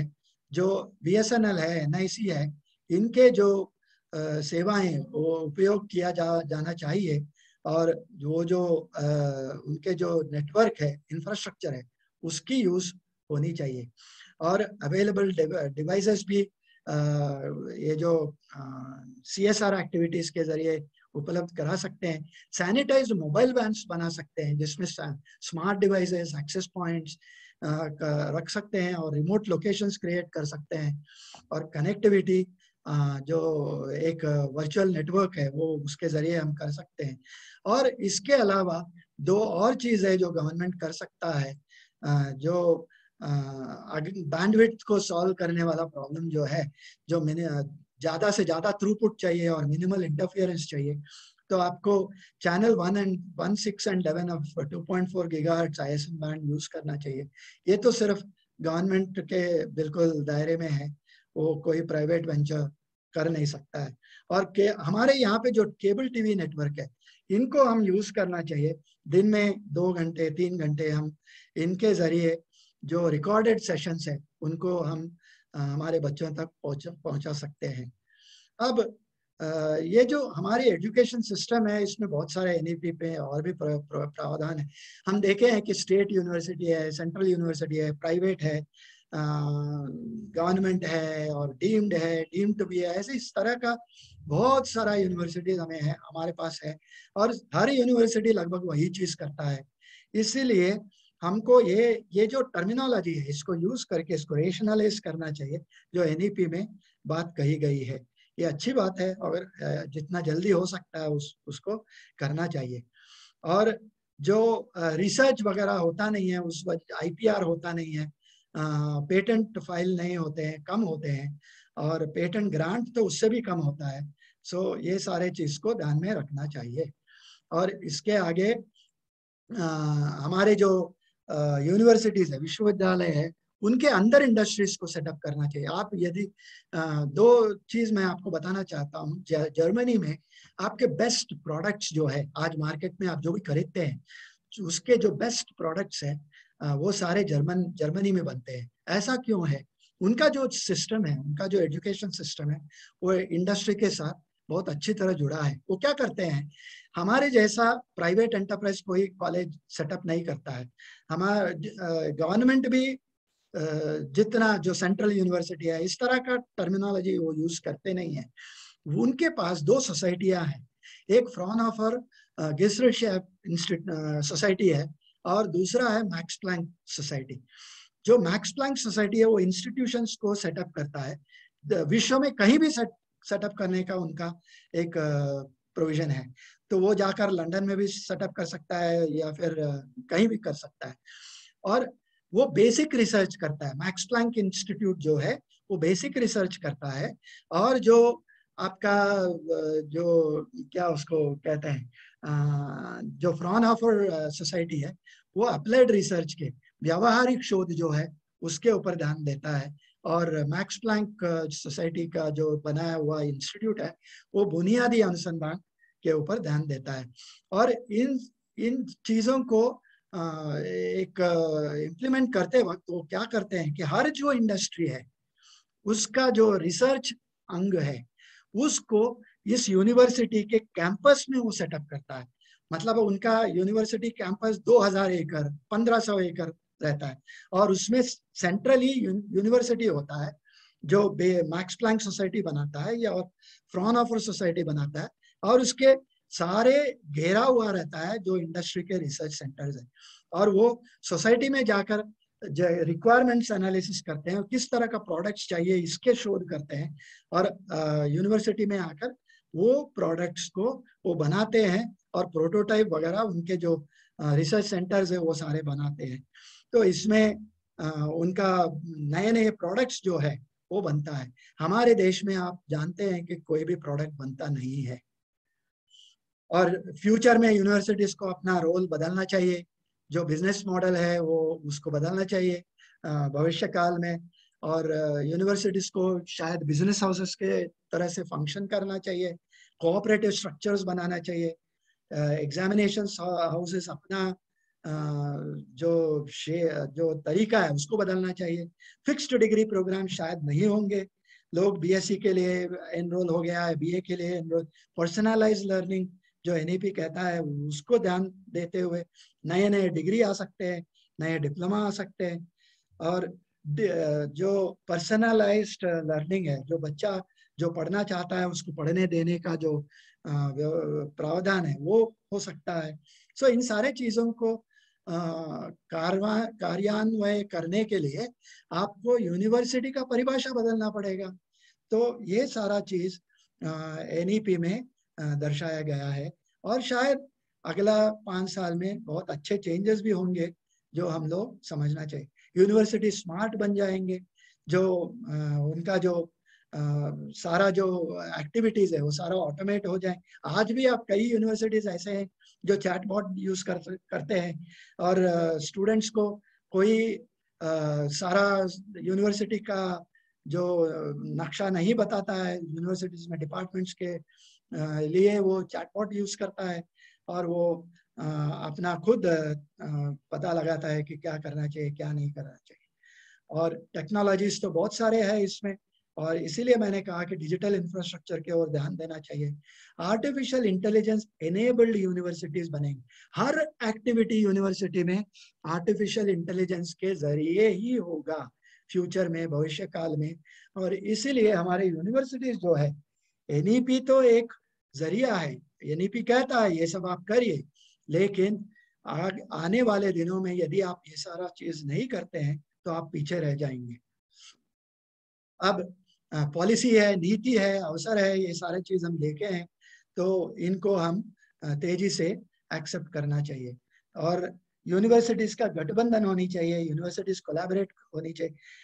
अलग अलग काम करने का वो दिन चले गए। आज जो भी आप काम करेंगे उसको कोलैबोरेटिव तरीके से करना पड़ेगा। और मेजर एडवांटेजेस है जो अनुसंधान, जो रिसर्च जो है उसमें वित्त पोषण हो सकता है, आपको फाइनेंसेस मिल सकते हैं अलग अलग जगह से, क्योंकि आप कोलैबोरेट कर रहे हैं। तो सारा पैसा केंद्र सरकार देगी, राज्य सरकार देगी, ये सारा चीज अब नहीं, अब नामुमकिन सा है। हर किसी को अपना जरिया ढूंढना पड़ेगा।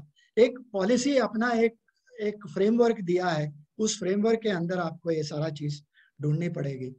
इंटरनेशनलाइजेशन करनी होगी।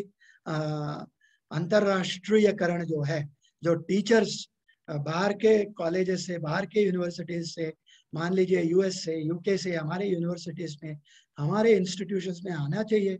वो लेक्चर्स भी लेनी चाहिए जो, और वहाँ के स्टूडेंट्स यहाँ पे पढ़ने चाहिए।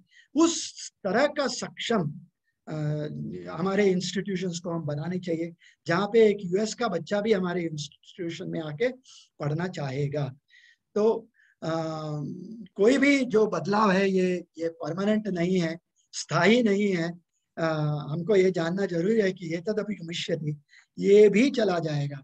जो आज हम समय से देख रहे हैं बहुत सारा चीज बदला है, आज जो हम बात कर रहे हैं वो भी चला जाएगा। तो और आज जो कोविड के वजह से, जो पैंडेमिक के वजह से हमें जो परिणाम हो रहा है या जो हम भुगत रहे हैं वो भी एतदपि गमिष्यति, वो भी चला जाएगा। क्यों इस चीज को हम ध्यान में रखते हुए हमारे जो शैली है, जो प्रणाली है शिक्षा की, उससे हम बताना चाहिए। अब जो नई विश्व जो बनेगी, मुझे एक 5 मिनट की और चाहिए। न्याय जो नया विश्व का जो आयाम है वो मैं बताना चाहता हूँ। यहाँ पे हमारा एंटायर एजुकेशन सिस्टम है वो that needs to transform to facility. आज तक हम जो शिक्षक केंद्रित प्रतिमान हम करते रहे। जो शिक्षक है वो डिसाइड करता था कि स्टूडेंट क्या पढ़ेगा, स्टूडेंट क्या करेगा, यूनिवर्सिटी कैसे चलेगा, ये सारा करता था। आगे जाकर छात्र केंद्रित प्रतिमान हमें करनी होगी, स्टूडेंट सेंट्रिक सिस्टम्स हमें लागू करनी होगी। अब इसमें जो हम करेंगे, वित्तम बंधुवर्यः कर्म विद्या भवति पंचमी एतानि मान्यस्थानानि गरियो यद उत्तरम वेल्थ क्लोज रिलेटिव्स और of a person meaningful activity, ये सब चले जाएंगे जो आपके पास, लेकिन जो आपका विद्या है वो आपके साथ रहेगा। इसीलिए हम लोग इसका जो जिस तरह से हम इसको इम्प्लीमेंट करना चाहते हैं वो बहुत अहम होता है। जो भी शिक्षा नीति हो, जो भी उस नीति का प्रावधान हो, जिस तरह से भी उसका कार्यान्वयन हो, हमें सदैव ये याद रखना चाहिए कि हमारे शिक्षक ही, या यूं कहो हमारे गुरु ही हमें सही रास्ता दिखा सकता है। गुरु ही शिक्षा का आत्मा है और परमात्मा भी गुरु ही है। ऐसे गुरु को, ऐसे शिक्षक को हम सबका अभिवादन। ऐसे वंदनीय गुरु के सम्मान में मैं मेरा अंतिम स्लाइड्स आपको पेश करना चाहूंगा। तद विदधि प्रणिपातेन परिप्रश्नेन सेवया उपदेक्ष्यन्ति ते ज्ञानम ज्ञानिनस्तत्वदर्शिनः। इसका ये मतलब है कि हम जो एजुकेशन का जो अंतिम रूप देखना चाहते हैं वो सिर्फ एक स्पिरिचुअल मास्टर ही दे सकता है। और फाइनली जो भी हम करेंगे, जो भी नीति प्रणाली हम यूज करेंगे, जैसे मैंने कहा, गुरु ही उसका सेंट्रल पोजीशन में रहना चाहिए। गुरु गीता कहता है स्कंद पुराण में, वेदव्यास ने जो लिखा था स्कंद पुराण, वो कहते हैं कि ब्रह्मानंदम परम सुखदम केवलम ज्ञानमूर्तिम द्वंद्वातीतम गगन सदृशम तत्वमस्यादि लक्ष्यम एकम नित्यम विमलम अचलम सर्वाधि साक्षिभूतम भावातीतम त्रिगुण रहितम सद्गुरुम तम Namami. Guru is Brahman. Guru is the ultimate. He is pure. He is full of wisdom. Guru is one who has attained Om Tat Sat, or I am that. Guru is omniscient. He is present everywhere. The emotions are everywhere. And he is without Sattva, Rajas or Tamas gunas. Such Guru I salute. So ये जो finally युक्ति युक्तम प्रगुरुहिणीयात् बालादपि विचक्षणः रवेर विषयम वस्तु किम न दीपा प्रकाशे। बच्चों से भी हमको सीख लेनी चाहिए, यदि उनके पास कोई ज्ञान है उसका भी हम लेनी चाहिए। These are the references that I have used.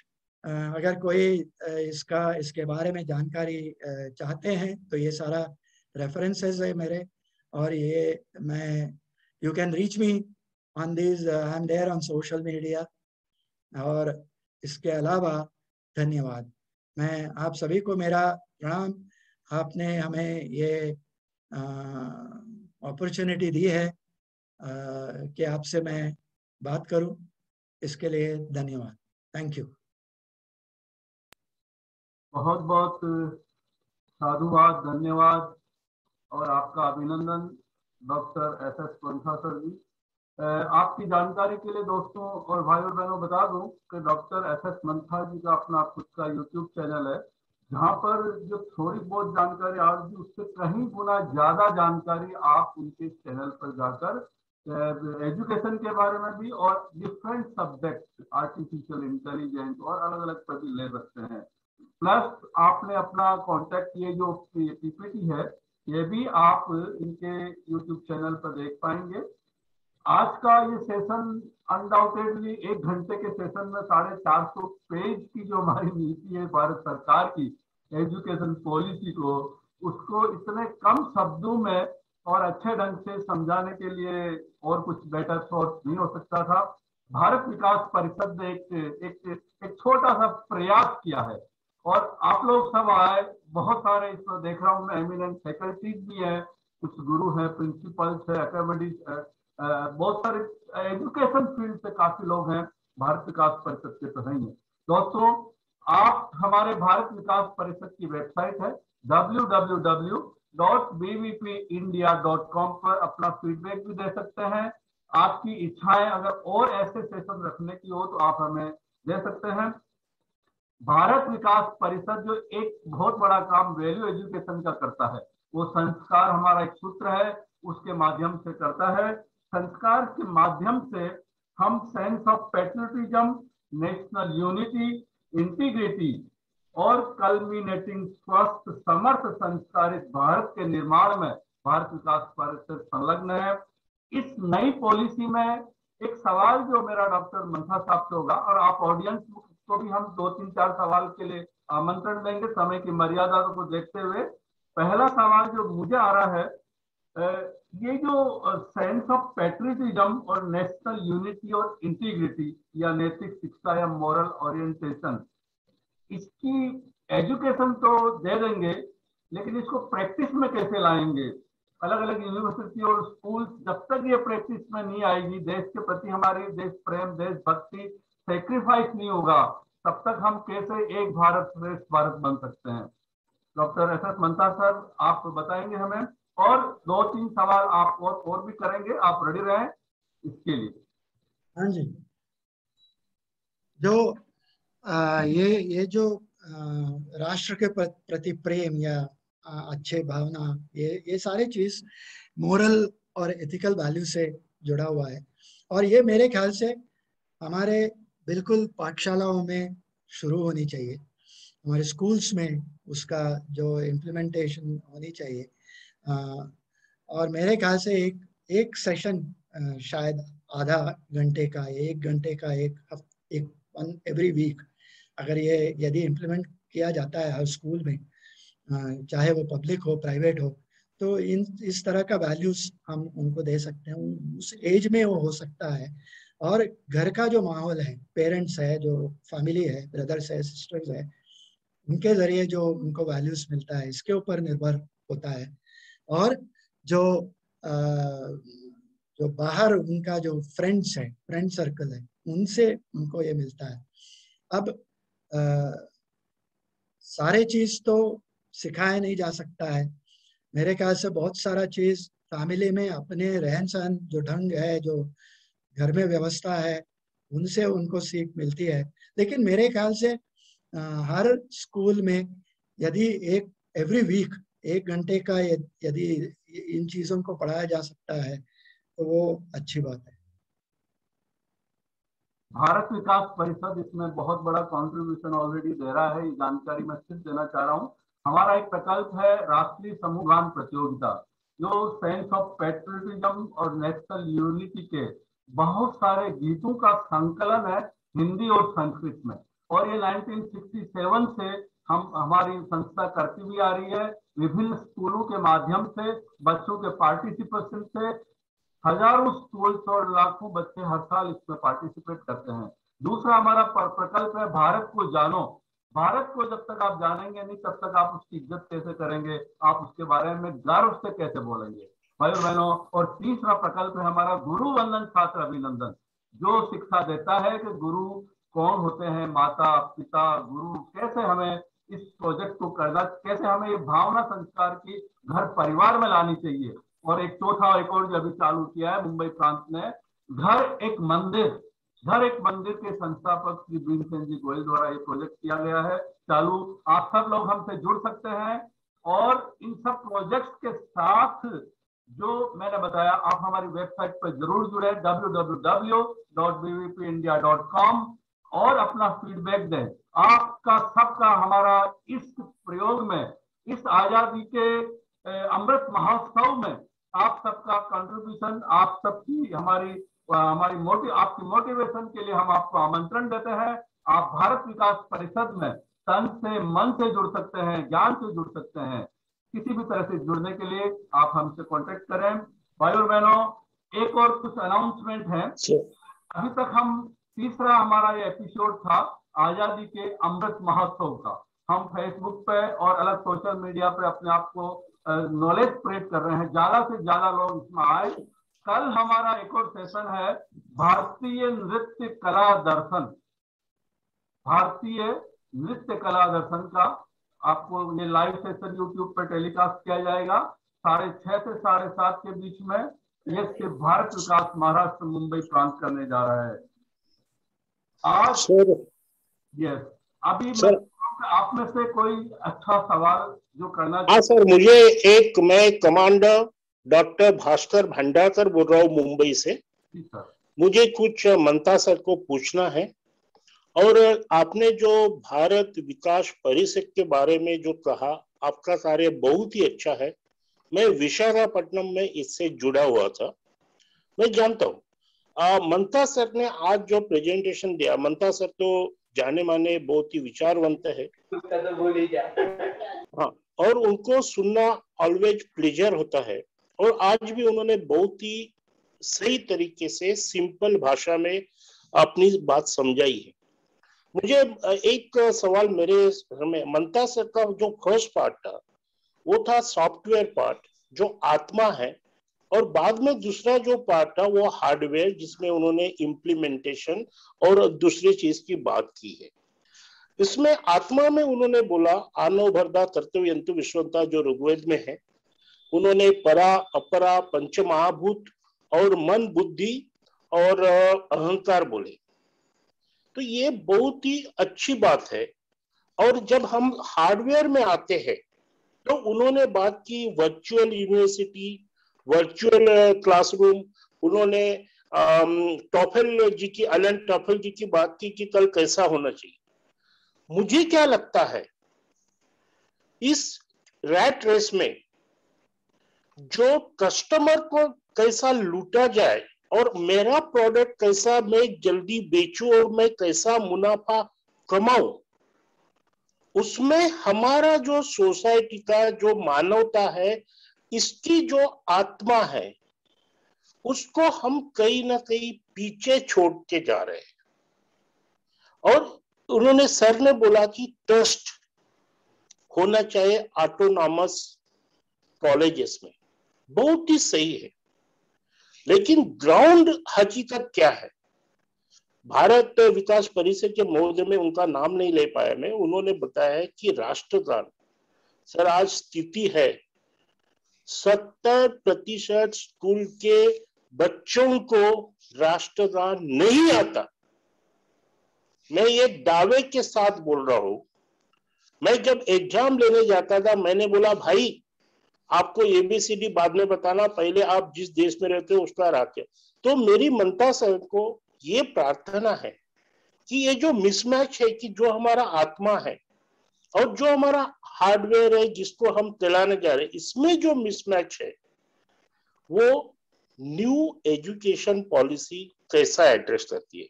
मैं तो सोचता हूं हम रिलीजन को दूर नहीं भगाना चाहिए। कोई भी रिलीजन बैड नहीं है।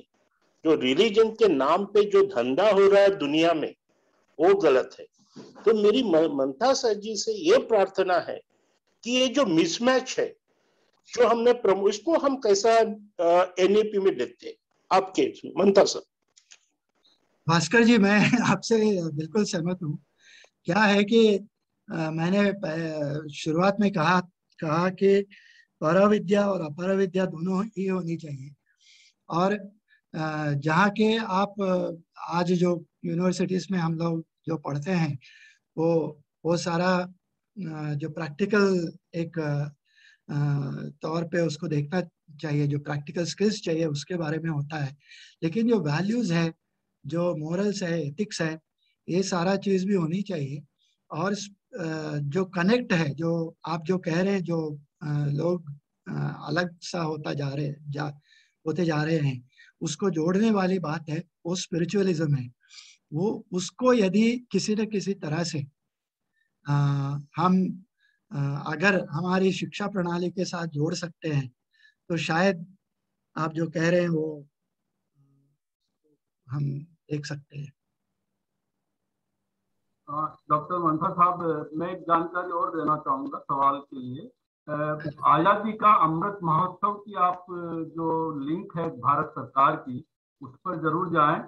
और उन्होंने एजुकेशन और अलग अलग फील्ड के ऊपर, एजुकेशन पॉलिसी के ऊपर भी और अलग अलग फील्ड पे उन्होंने सजेशन भी मांगे हैं। अभी भी मैंने कुछ 5-7 दिन पहले जब मैंने विजिट किया तो वहाँ था कि किसी को भी कोई अगर इस मामले में और कुछ कहना हो तो they are welcome. Many people have given the suggestion और बहुत बड़ा सब्जेक्ट है। और डॉक्टर भास्कर जी धन्यवाद for attending this session and sharing your दिल की बात। और भारत विकास परिषद एकदम बिल्कुल आपके समीप पूरे देश में है और हर जगह हम हैं। आप भारत विकास परिषद से जुड़िए, आइए। और भी बहुत सारे सब्जेक्ट पे हम चर्चा करने वाले हैं।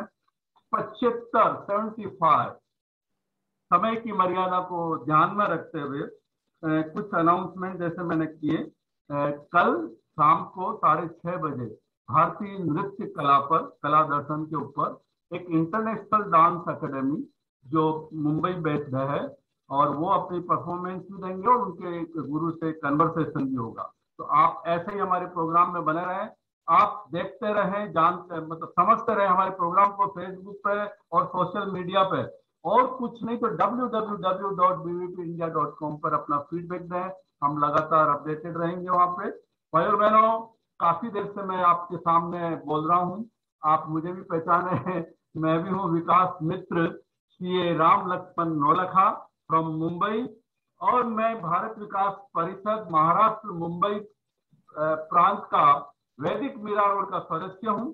प्रोफेशन से चार्टर्ड अकाउंटेंट हूँ और राष्ट्रीय समूहगान प्रतियोगिता में बहुत एक्टिवली हमने बच्चों को और स्कूल्स को मोटिवेट करके बहुत सारे नए आयाम और कीर्तिमान स्थापित किए हैं। तो इसीलिए आज ये श्रृंखला को कंटिन्यू करते हुए हम आगे बढ़ेंगे। और कोई एक सवाल और पूछे, क्योंकि समय हम 5 मिनट के बाद बस लास्ट में खत्म करेंगे। अगर किसी को और अपनी जिज्ञासा शॉर्ट में क्वेश्चन हो, उसने शायद चैट पे पूछा है। यस सर, क्या मैं पूछ सकता हूँ? हाँ जी आशीष बात कर रहा हूँ।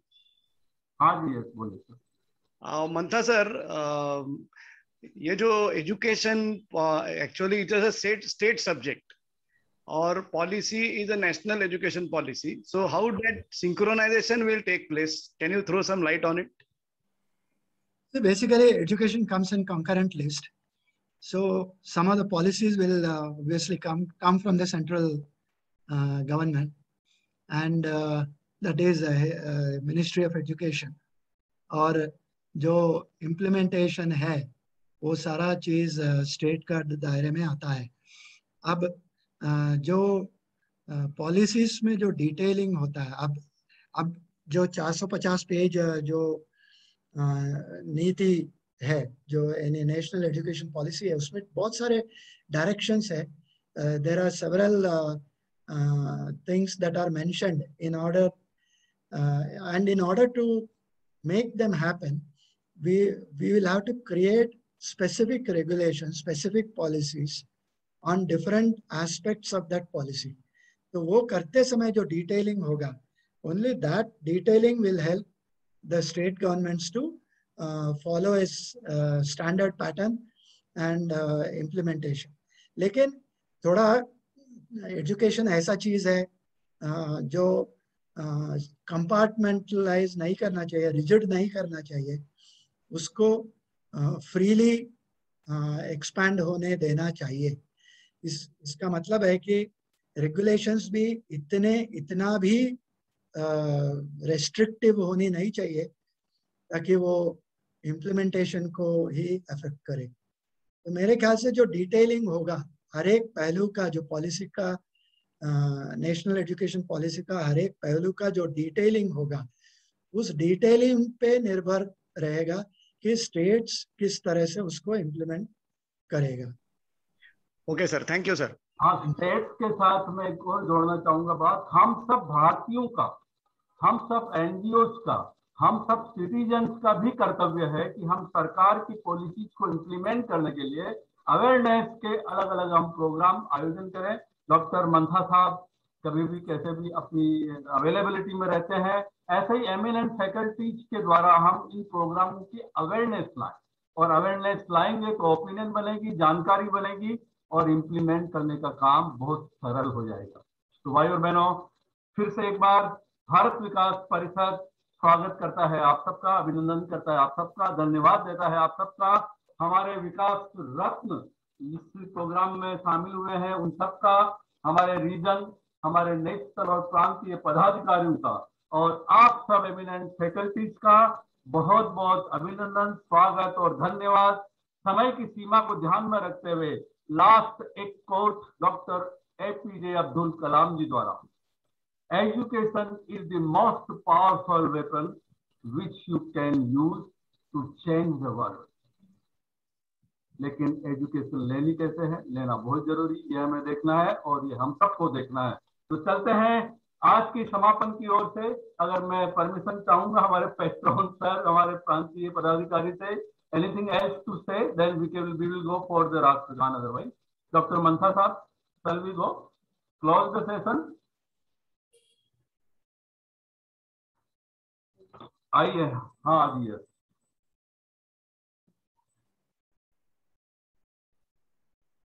राष्ट्रगान के लिए हम लोग अपनी अपनी पोजीशन ले लें।